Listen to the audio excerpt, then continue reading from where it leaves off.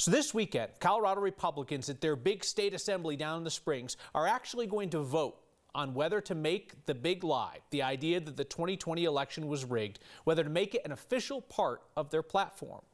Here's Marshall Zellinger. The Colorado Republican State Assembly is about more than just candidates trying to get on a ballot.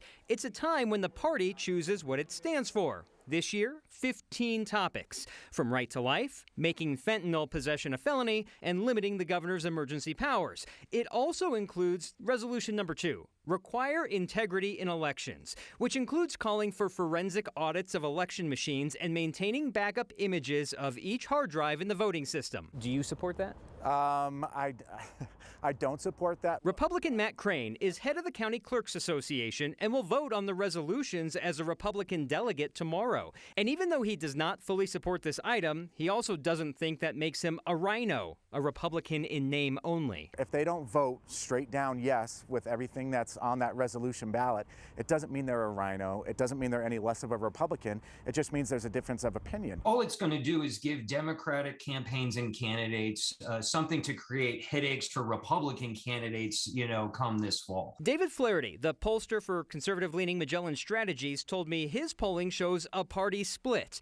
50% of Republican voters prefer candidates who believe election fraud exists in Colorado. It will help you in a Republican primary, but it will not help you in the general election in November if you happen to be the nominee. I think you do everything you can, not having to even mention the issue and avoid it so that there's nothing there. The Republican Party used to be the party that prided itself on truth, doing the right thing, and following the law. The people that are pushing that narrative about stolen elections and what happened in Mesa County, they're not following the law, they're not following the truth, and they're purposely misleading people. That's not who we are as Republicans. I talked with State GOP Chairwoman Christy Burton Brown today about this part of that platform. She told me she wanted to focus on the candidates this weekend, so that's why you didn't hear about the party on this issue.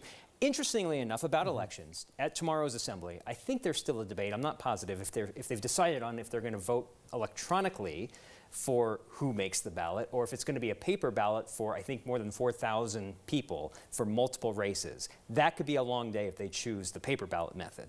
Wait, hold on. So Republicans who think that like other Republicans might cheat in their elections are talking about paper ballots, they have to sit there all night while they count them? Perhaps. I know some of today was paper ballot when they were deciding congressional district, like Lauren Boebert qualified for that was actually a voice vote, but earlier, like Ken Buck and his opponent, I think that was a paper ballot. But tomorrow, yeah, I think they're still up in the air about whether people will contest. I don't like this electronic idea or not.